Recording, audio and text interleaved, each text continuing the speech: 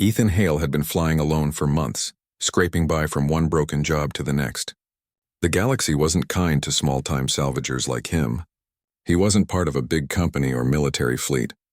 He was just a man with a rusty ship, a few repair tools, and a head full of hope that never seemed to pay off. The stars looked beautiful from the cockpit, but beauty didn't pay docking fees or buy food. His ship, the Sparrowhawk, had taken heavy damage after his last salvage run. A debris field near the Thalon belt had ripped through one of his thrusters, and he'd spent 3 sleepless nights trying to fix it with whatever scraps he had. Now the ship shook every few minutes, warning him that she couldn't take much more. When he finally reached the nearest outpost, an alien trading station orbiting a gas giant, he felt both relief and exhaustion. The outpost belonged to the Terrene, a race of insectoid merchants known for their sharp tongues and even sharper deals. Their glowing eyes followed every customer like a predator studying its prey. Ethan walked through the metallic corridors of the bazaar, his boots echoing against the floor. The air smelled of oil and spice, and strange alien voices argued in dozens of languages. He carried a small crate of old circuit chips, hoping to trade them for enough credits to repair his ship. At a trading counter, a Terrene merchant leaned forward. His name was Varnak, a tall creature with polished carapace plates and a sly smile. "Human," he said in a hissing tone. "You look tired. Maybe you sell me those parts. I offer you fair deal." Ethan placed the crate down and tried to sound confident. "I need enough credits to fix a thruster coil and refill my fuel cells." "How much can you give me?" Varnak lifted one chip, inspected it, and clicked his mandibles together. "Old design. Hardly worth the metal. But maybe I can help you. You see, I had a customer who didn't pay. I need someone to deliver a small package to another outpost. You do this, I pay your full repairs." It sounded easy, maybe too easy. But Ethan was tired, and desperate people didn't argue with opportunity. "What kind of package?" he asked. Varnak's eyes glimmered. "Simple cargo, fragile, must not open. Must be delivered within 2 days." Ethan agreed, signing the contract with a digital imprint. But as soon as the deal was done, Varnak added something new to the conversation. There is one detail. The cargo is not an object, it is a living being." Ethan froze. "A person?" "Yes," Varnak replied smoothly. "But not a free one. She is my property, payment for a debt I am owed. You will take her. She will serve you until her value equals the cost of your repairs." Ethan frowned. "I'm not interested in owning anyone." "That's not—" The Terrene raised a claw, interrupting him. "It is legal under the Outer Trade Agreement. And you owe me now, human. If you refuse, the contract is void and your ship is mine for the debt you signed." Ethan's heart sank. He hadn't realized the fine print. He was trapped. He could walk away and lose everything or accept this strange arrangement. He took a deep breath. "Fine," he muttered. "But I treat her as crew, not property." The Terrene's grin widened. Of course," he said mockingly. "You humans and your noble hearts." A few minutes later, 2 guards led someone forward. Ethan expected some kind of hardened worker, maybe an alien servant used to heavy labor, but the person who stepped out from the shadows wasn't what he expected at all. She was young, maybe in her early 20s by human standards. Her skin had a soft, pale shimmer, like moonlight on water. Her long silver hair framed a face that looked both regal and defiant, and her eyes, deep violet, watched him with silent fury. She wore simple gray fabric that looked more like rags than clothing, and thin glowing cuffs bound her wrists. "This is Leora," Varnak said with pride, as if showing off a fine jewel. "She will obey. She is quiet, mostly." Ethan looked at her uneasy. What did she do to end up here? Varnak shrugged. "Some debts cannot be paid with money. She is lucky to be alive. Now take her and leave before I change my mind." Ethan led her through the corridor toward his ship. The silence between them felt heavy. He could feel the stares of the Terrene as they passed, as if they were silently judging or laughing at him. Once inside the Sparrowhawk, he turned to her and said, "You can sit anywhere you want. I don't believe in this ownership thing. I just need to finish one delivery and fix the ship. Then you'll be free to go." She didn't respond. She stood near the wall, her posture stiff, her eyes unblinking. Ethan sighed and ran a hand through his hair. "You speak English?" Her voice was calm but cold. "Yes." "Good," he said awkwardly. "So, what's your story?" "I don't tell my story to traders," she said softly. "I'm not a trader. Just a pilot trying to survive. Her gaze flicked toward him. Then you made the wrong deal. Ethan almost laughed, though it wasn't funny. Yeah, seems like it. For hours, the ship drifted through space toward the next waypoint. Leora stayed mostly silent, watching the stars through the viewport. Ethan worked at the control console, occasionally glancing at her reflection in the glass. Something about her didn't fit the story. She didn't act like a servant or a captive. There was too much intelligence in her eyes, too much quiet pride. When they finally entered hyperspace, Ethan brought her some food. Here, he said, placing a tray on the table. Not fancy, but better than nothing. She looked at the food but didn't touch it. I don't take meals from those who trade in lives. Ethan exhaled, frustrated. Listen, I didn't buy you. I didn't even want this deal. If I hadn't signed, they would have taken my ship. I'm not your enemy. She glanced up, her expression softening slightly. Then why accept me? I didn't have a choice. Leora studied him for a moment. There's always a choice, she whispered. Ethan didn't know what to say. He sat down opposite her, tired of pretending things were normal. So what happens now? He asked quietly. You just sit there until we reach the next station? Or are you going to keep staring out the window like I'm some villain? She turned her gaze back to the stars. You're not a villain, she said after a pause. You're just trapped like me. Something in her tone made Ethan stop. There was sadness there, but also strength. He wondered what she had been through, what she had lost. But he didn't press her for answers. He knew what it felt like to carry secrets that hurt too much to speak aloud. Over the next day, Ethan tried to make conversation. Small talk about the ship, about space routes, about anything to break the silence. Sometimes she answered with short phrases. Sometimes she said nothing at all. But every so often he caught her glancing at him when she thought he wasn't looking. Not fear, curiosity. Late that night, when he checked the ship's diagnostics, he found that several systems were running smoother than before. He frowned, checking again. The navigation calibration had been corrected, the communication array retuned, and the life support filters optimized. None of that had happened by accident. He turned and saw Leora sitting by the control board, her fingers gliding over the holographic display. Hey, what are you doing? He said, rushing over. She looked at him calmly. Your system was inefficient. I improved it. You touched the main controls without permission. You could have crashed the ship. I didn't, she said simply. You're welcome, Ethan blinked. You know how to operate a starship? I know how to fix one, she said. And yours needed it. He stared at her, astonished. Where'd you learn that? She gave a faint, mysterious smile. From a place where people don't ask questions like that. Ethan leaned back, studying her. She wasn't some ordinary servant. She had the calm of someone educated, someone who'd seen more of the galaxy than he had. And yet she sat here in silence, wearing slave cuffs like a prisoner. He thought about removing them, but hesitated. He didn't know what kind of technology the Terrene had used or whether the cuffs were tracking devices. He didn't want to make things worse for her or himself. The next morning, the ship passed through a nebula and the cockpit filled with blue light. Leora watched the glowing clouds drift by, her expression soft for the first time. It's beautiful, she murmured. Ethan smiled faintly.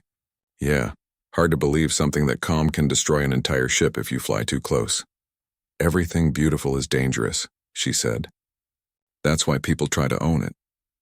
He looked at her again, realizing how much meaning was buried in her words.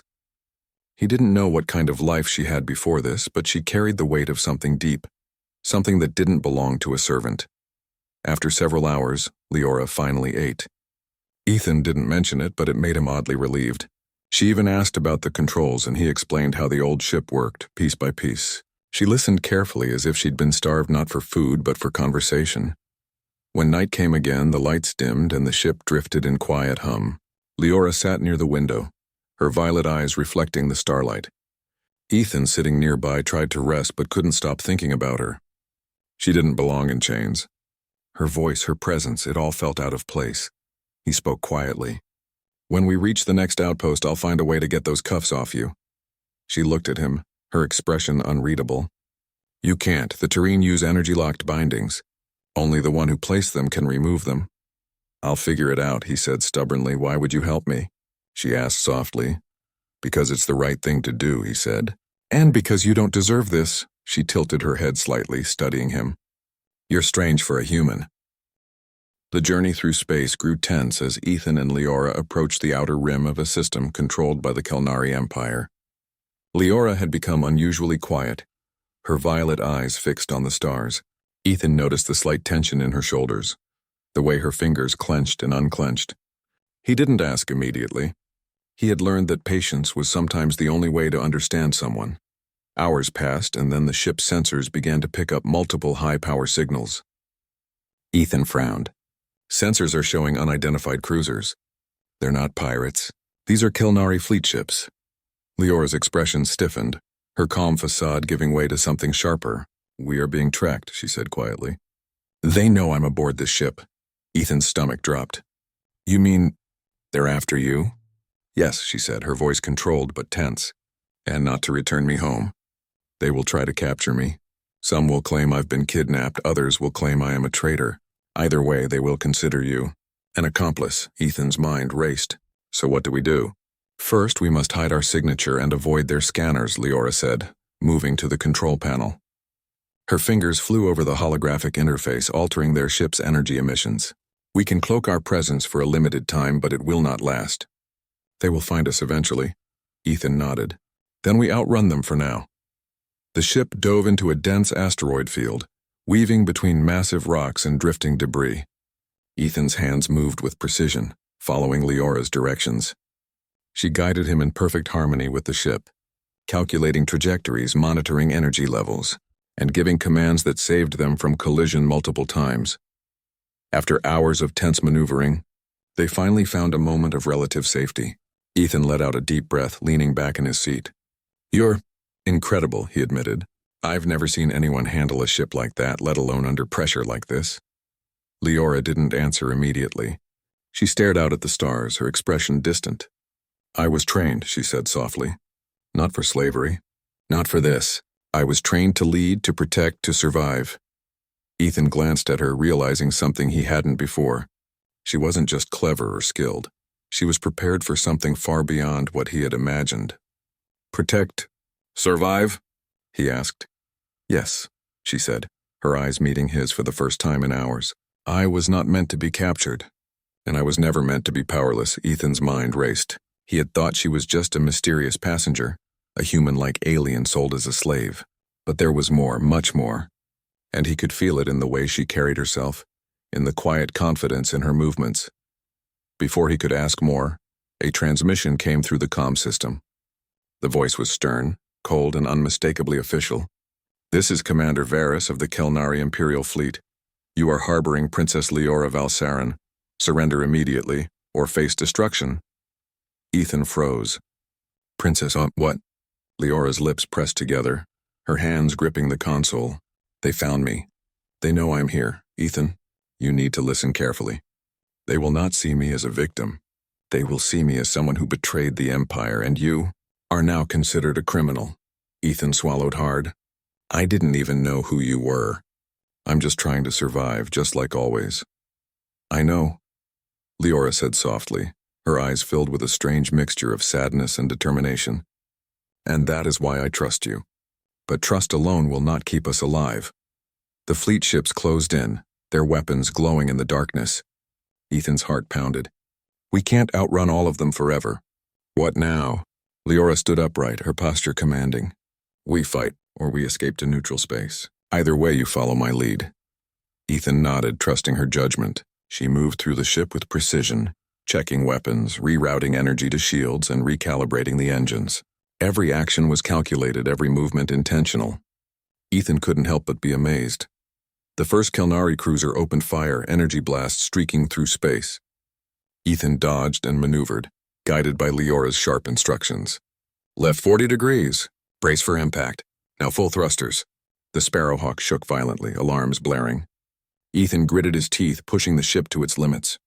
But Leora's hands never wavered, her commands steady and precise. Within minutes, they had thrown the pursuing cruiser off their trail, at least temporarily. After the immediate danger passed, Ethan leaned back, breathing heavily. I don't know what to say. You saved my life. She didn't smile, but her eyes softened slightly. I only saved both of us. And now you know more than I wanted you to know. My true identity. You cannot ignore it anymore, Ethan hesitated. You're the Princess Leora Valsarin? She nodded, her expression serious. Yes, I am heir to the Kelnari throne, and that is why they are after me. My father, the Emperor, believes I have been kidnapped. Others within the Empire believe I betrayed them. I am caught between allies and enemies alike. Ethan's mind spun. He had taken a slave as payment, expecting someone obedient and powerless, only to find he had taken a princess, one of the most important figures in the galaxy. I don't even know what to say, he admitted. You need to understand, Leora said, her voice steady. I never wanted you to know, but circumstances forced it, and now, your life and mine are intertwined. You must trust me completely. Ethan nodded slowly. I trust you. I'll follow your lead. They continued their journey, the tension in the cabin almost unbearable. Leora spent hours studying star charts, analyzing energy signatures and planning routes that would take them out of the Kelnari Empire's territory. Ethan tried to contribute where he could, but it quickly became clear that Leora was far more capable. Days passed and their supplies were running low. Ethan worried about food, water, and fuel. Leora, however, remained calm. We will survive, she said confidently. I have survived worse. You will too. Ethan couldn't help but be impressed. I've survived a lot too, but you make it look easy. She glanced at him briefly, a faint smile appearing on her lips. It is not easy. You only see the outcome, not the struggle. Survival is never simple. One evening, while resting in the small cabin, Ethan finally asked the question that had been on his mind since learning her identity. Why were you captured? How did this happen? Leora's expression darkened. I was betrayed by someone within my own court. The Terrene trader. He bought me from a middleman, claiming he could deliver me to a safe place. I was to be sold again, to someone powerful, someone who would use me to control political alliances. I was a pawn, nothing more. Ethan felt anger rise inside him. And they thought selling you to a human would be safe. They underestimated you, Leora said, almost amused. Or perhaps they thought humans were easy to control. You are not. Ethan looked at her, a mix of admiration and respect growing. He had expected a simple, obedient servant. Instead, he had someone brilliant, fearless, and resourceful. You're amazing, he said quietly. She looked at him then, her violet eyes meeting his. And yet you risked everything for me without knowing who I was. That is what amazes me, human. They spent the rest of the night in quiet reflection. Ethan tried to imagine what it would be like to be a princess, to live in a world of politics, duty, and expectation. Leora, despite her calm exterior, carried a weight he could only begin to understand. Yet even in the face of betrayal and danger, she remained composed, strategic, and brave. By the next morning, they had reached the edge of neutral space, a vast sector beyond the immediate control of any major power. Ethan hoped they would be safe there, at least temporarily. Leora approached the control panel, her fingers tracing the star maps. We will not be safe for long, she said. The Empire has trackers, spies, and ships that can find us anywhere. But this space, it gives us a moment to plan, to breathe, to survive. Ethan nodded. Then we plan, and we fight if we must.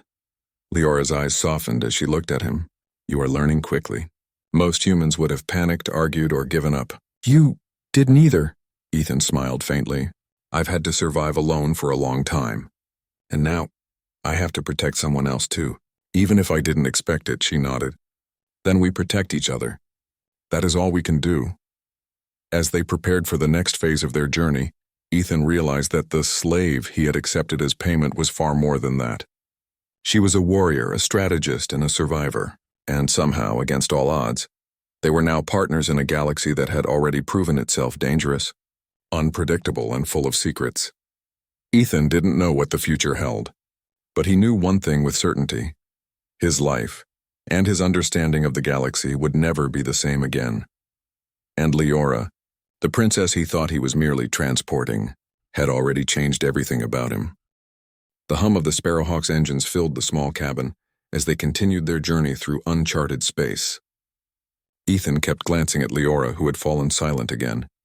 She sat cross-legged near the viewport, her silver hair brushing her shoulders, her violet eyes fixed on the swirling nebula outside. She looked calm, almost ethereal, but Ethan knew appearances could be deceptive.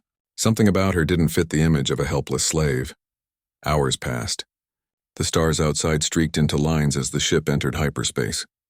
Ethan tried to focus on navigation, checking charts and energy reserves. But his mind kept drifting back to Leora. He still didn't know who she really was, and something told him that discovering her truth would change everything. "Do you always sit in silence like this?" he asked finally, breaking the quiet. She didn't look at him. "I observe. Silence tells more than words ever could." Ethan chuckled. "I've been observing you too, I guess. You're not what I expected." She finally turned to him, her expression unreadable. "And what did you expect?" "A scared, obedient servant. Someone who does what I say, keeps quiet, and doesn't think." Her eyes narrowed slightly. "Then you were foolish to expect that." Ethan nodded slowly. "Maybe. But I've learned not to underestimate anyone in this galaxy. Not even a slave." She studied him silently for a moment, then finally spoke again. "You are unlike other humans I have encountered." Ethan raised an eyebrow. "Is that a compliment?" "In a way," she said softly. "You treat people as equals. Most humans would see me as nothing but property." Ethan felt a pang of guilt. He had accepted her because he had no choice, but he had tried to treat her with respect from the start. "I don't like chains," he said simply. No matter whose wrists they bind. Her gaze softened for a moment, but it didn't last.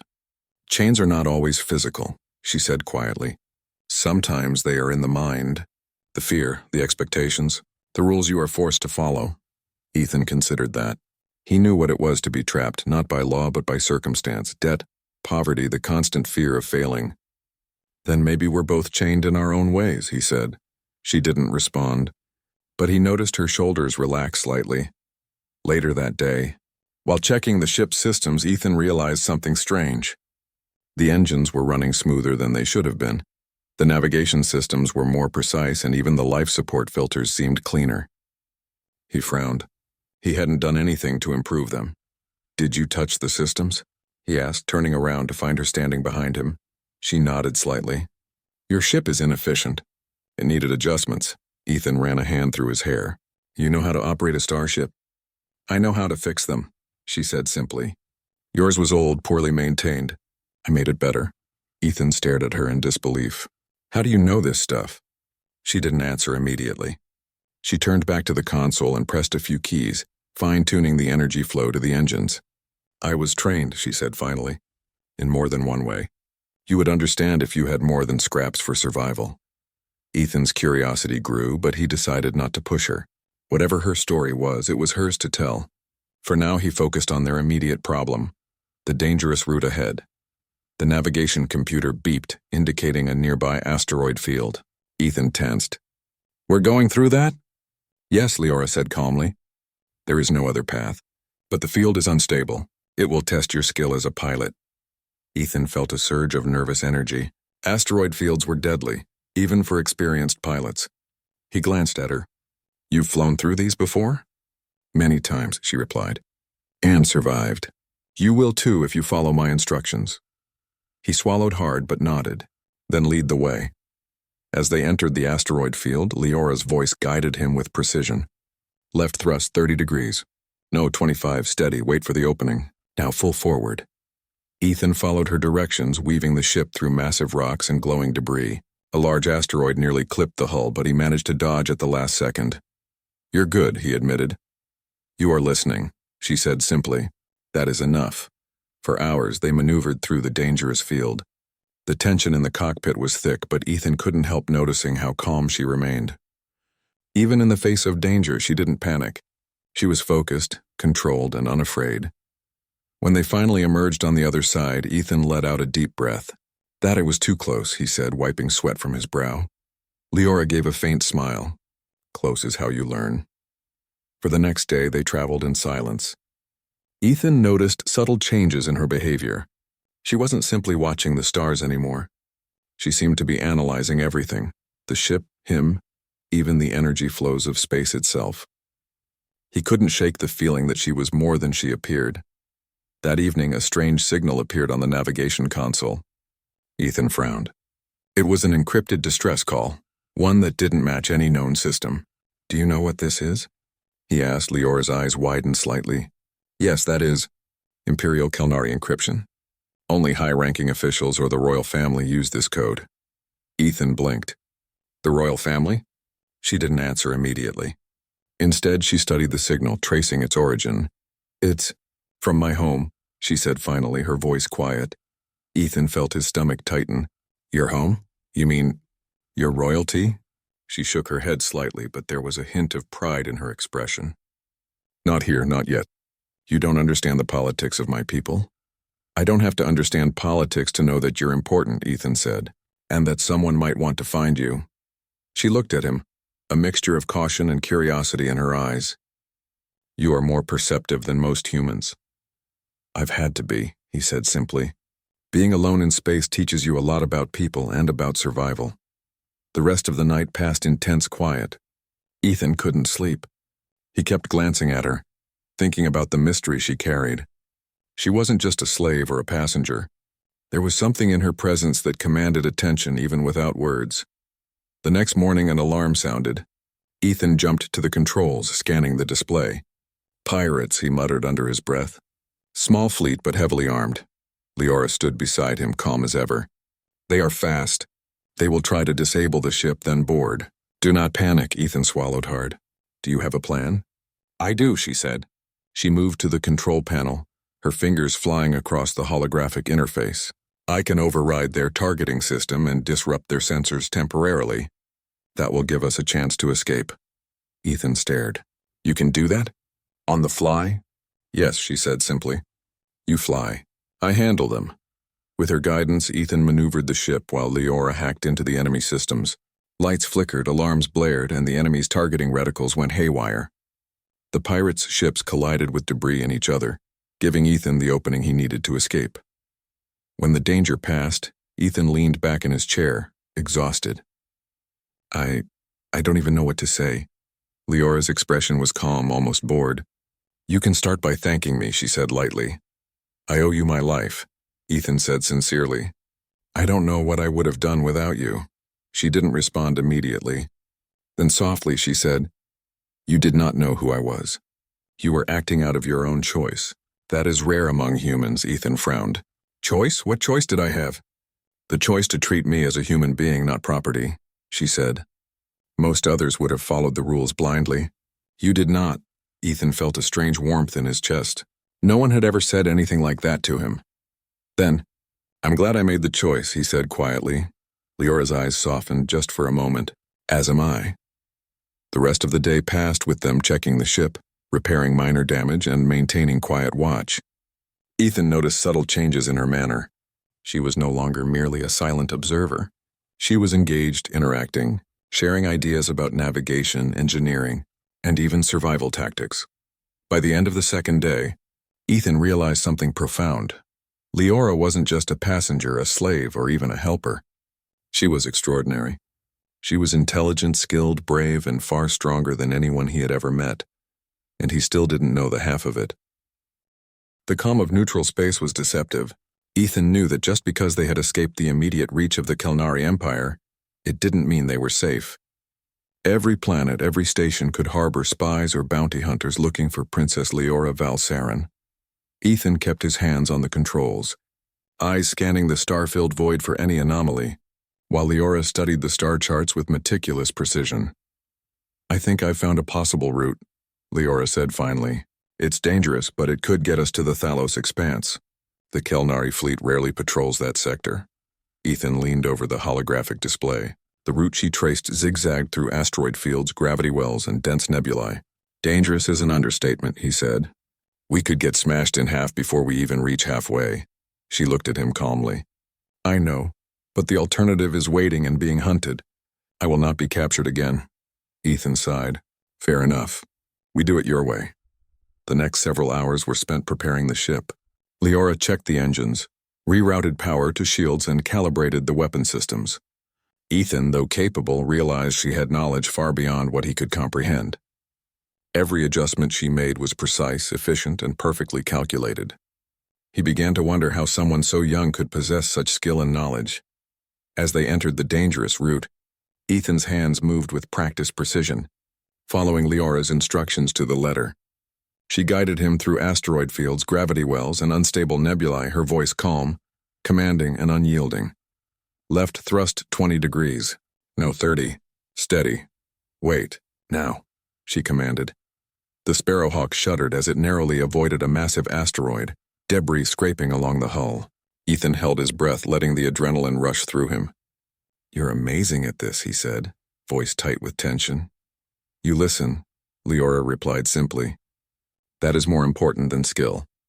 Hours later, they took a short break in a calm sector. Ethan poured some water from the ship's storage and handed her a small cup. She accepted it without words, sipping slowly. "You're quiet," Ethan said after a pause. "We've been running together for days. I don't even know what your favorite things are. Or anything." Leora set the cup down and met his gaze. "I do not have the luxury of favorites. Not anymore. My life is responsibility, survival, and duty. Everything else comes after." Ethan nodded slowly. "That makes sense. But maybe it's okay to have something for yourself, even if it's small. A book, a star. I don't know. Something simple." Her lips curved slightly, almost a smile, but it faded quickly. "Perhaps." I forgot what simple felt like. Ethan didn't push her. He knew trauma and responsibility left marks that took time to heal. He only hoped he could offer some small sense of safety during their journey. Suddenly, the ship's sensors flared. Ethan's eyes widened as the display showed multiple ships emerging from a nebula. "They found us again," he muttered. "Kelnari fleet. Full force."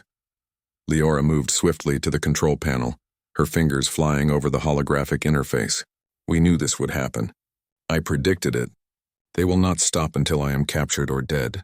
We need a plan, now!" Ethan gritted his teeth. "And what's the plan?" "Distraction," Leora said sharply. "We will split their focus. I will guide you through the densest parts of the nebula. Their sensors will be unreliable there. We can escape if we force them to split their fleet." Ethan swallowed hard. "Nebula is risky. We could lose visibility, engines could fail, shields could fluctuate." "Exactly. But their weapons will be ineffective in the interference. Trust me," she said firmly. Ethan nodded. "I trust you. Lead the way." The Sparrowhawk dove into the nebula. Thick clouds of gas and dust obscured everything, turning the cockpit into a maze of shifting shadows and strange light.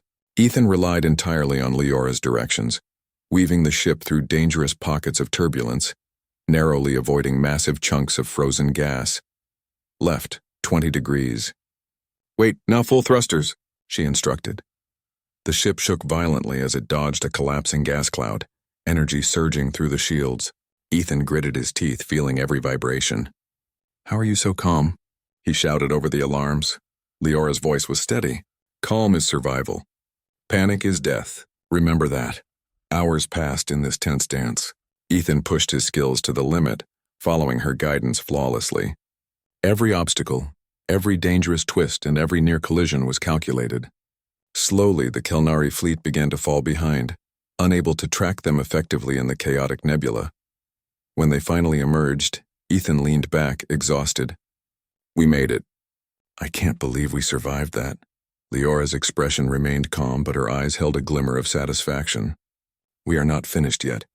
That was merely the first stage. The fleet is still tracking. We need to find the Thalos expanse before they regroup." Ethan nodded. "Okay, then let's keep moving." As they traveled, the bond between them grew stronger. Ethan noticed that Leora, though reserved, occasionally allowed small glimpses of personality to shine through.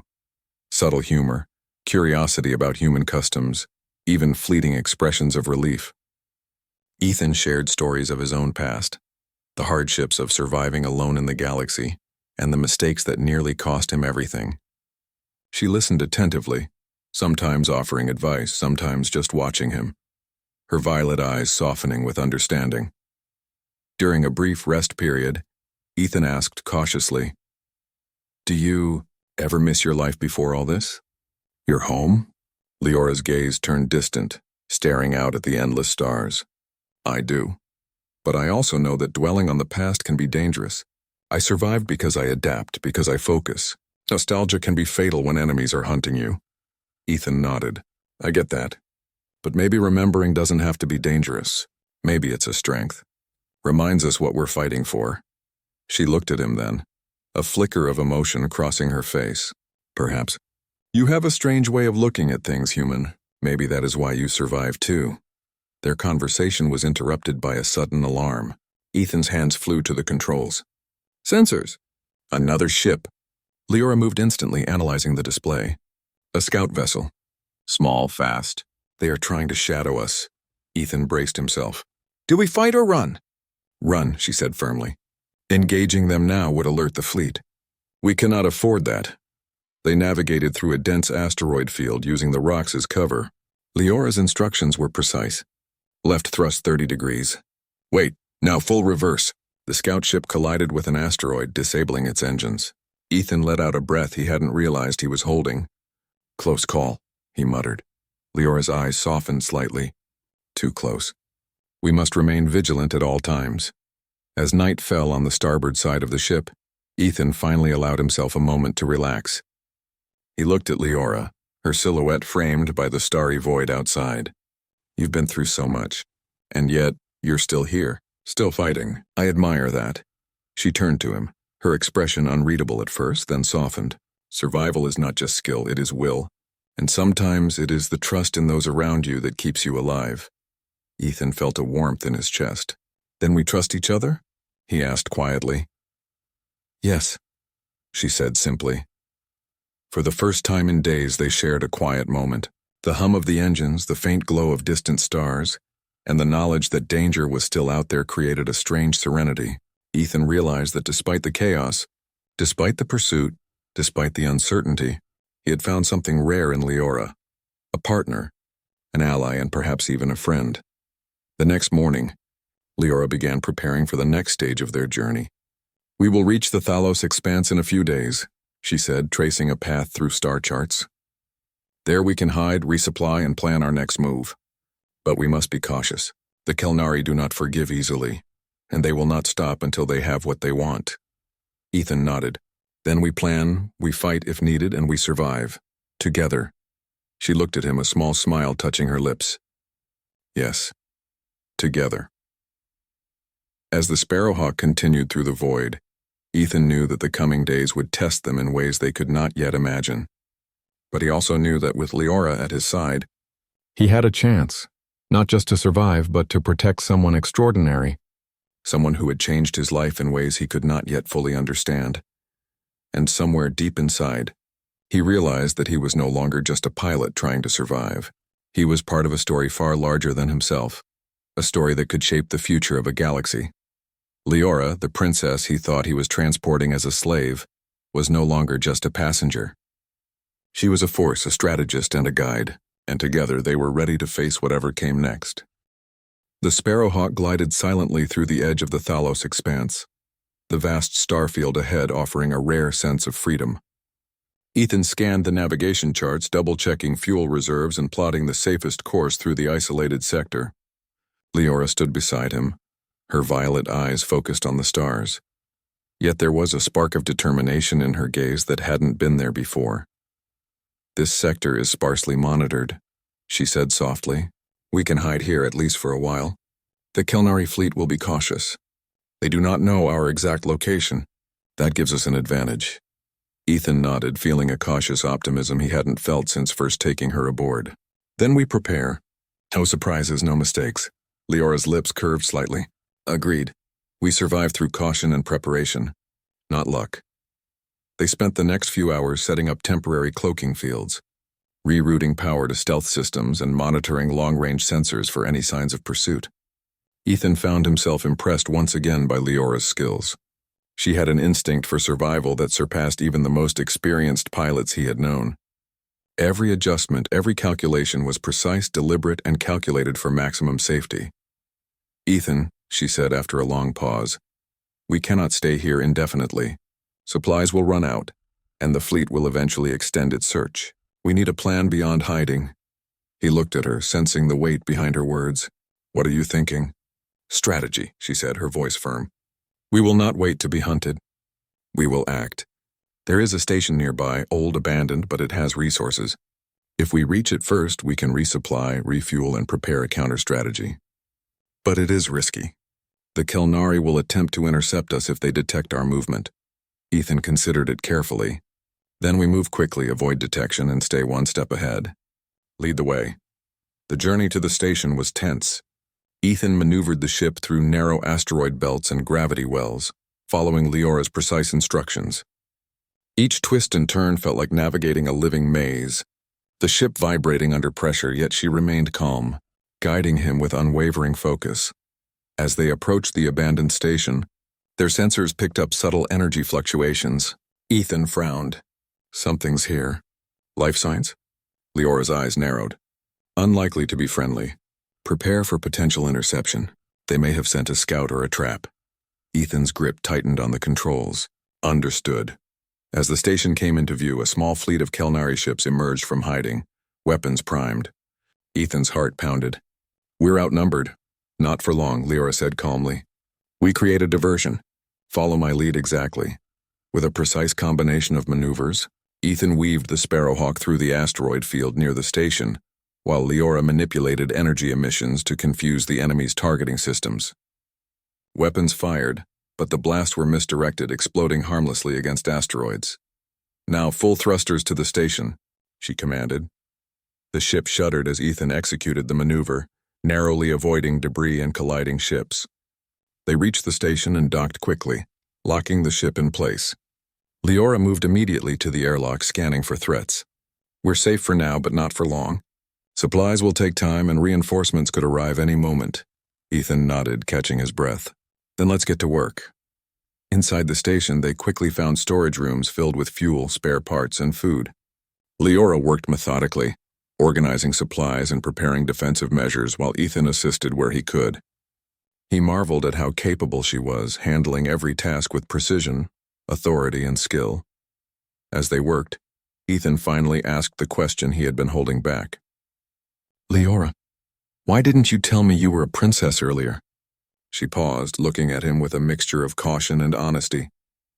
Because it was dangerous. The less you knew, the safer you were. If they had known you were carrying me, they could have taken the risk to attack immediately. I had to protect you even from the truth. Ethan felt a swell of respect and admiration. You risked everything to keep me safe. Even before I knew who you were. Leora's eyes softened. Yes, and now we must focus on survival. Trust is not enough. Action is required. They spent the next day fortifying the station, creating hidden exits and setting up sensors to detect incoming ships. Ethan realized that this temporary refuge was also becoming a place where he and Leora could plan, strategize, and grow stronger together. Every obstacle they overcame seemed to bond them further, a shared experience that went beyond survival. That night, while checking the station's perimeter, Ethan noticed Leora sitting quietly, gazing at a view of distant stars. You've been through so much, he said softly. I can't imagine what it feels like carrying all that responsibility, being hunted and still standing tall. She turned to him, her eyes calm yet intense. Responsibility is never easy, human, but it is what shapes us. It teaches us strength, patience, and resilience. You have shown me that humans can endure and adapt. That is why I trust you. Ethan felt a warmth in his chest. Then we endure together. Yes, she said simply. Together. The following morning, their sensors detected a large fleet approaching. Ethan's stomach tightened. They found us. Full force this time. Leora moved immediately to the controls, her hands flying over the holographic interface. We cannot outrun them entirely. We must prepare for confrontation. Shields, weapons, evasive maneuvers. We fight, but smartly.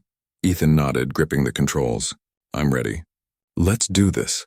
The Kelnari fleet opened fire, energy beams slicing through space toward the station.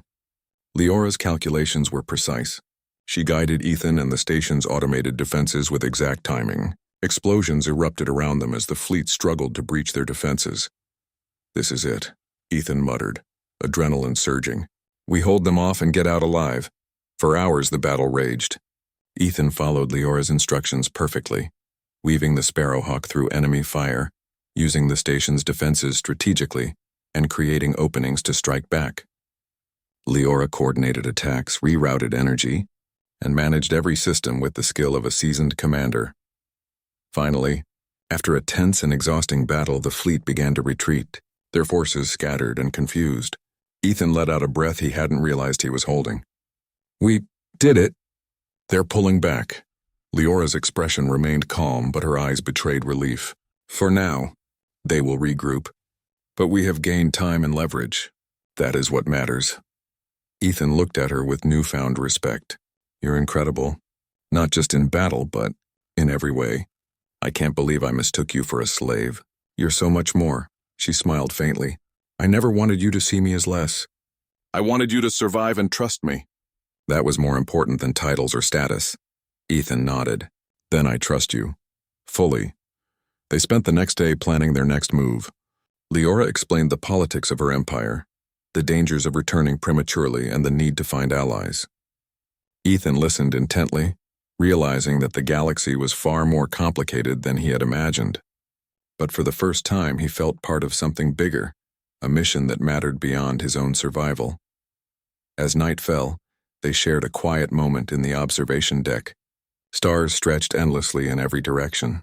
Ethan looked at Leora and felt a sense of awe.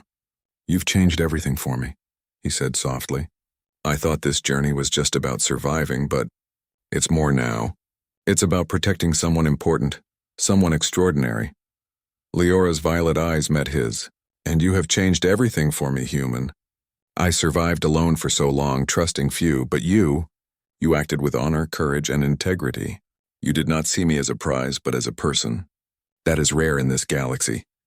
Ethan felt a warmth in his chest he had never known. Then we keep going. We survive, and we face whatever comes together. Yes, she said softly. Together. In the following days they repaired the ship, gathered intelligence, and prepared for the long journey ahead. The Kelnari fleet would not give up easily, and the political challenges of Leora's return remained. But Ethan and Leora had forged a partnership built on trust, respect, and shared survival. The bond between them grew stronger with each passing day. They moved with synchronization, anticipating each other's actions, sharing strategies, and protecting one another. The human who had taken a slave for payment now stood beside a princess, not as a servant, but as a partner, equal in courage, equal in determination, and in the quiet moments away from danger and strategy, they discovered a deeper connection, an understanding that transcended words. Ethan realized that the galaxy was vast, dangerous and unpredictable, but with Leora by his side, he could face anything. Leora, too, recognized that the human she had once thought naive and inexperienced possessed a rare strength, not just in skill or survival, but in character, loyalty, and heart. Together they had survived impossible odds, outwitted a powerful empire, and learned the true meaning of trust and partnership. As the Sparrowhawk prepared to leave the Thalos expanse for new adventures, Ethan and Leora looked out at the stars. The galaxy awaited, full of danger, mystery, and challenges, but also full of possibilities. And together they would face whatever came next, not as master and slave, but as equals, allies, and perhaps something more. The human who had agreed to a slave as payment had discovered a princess, and in that discovery, he had also found courage, purpose, and a companion.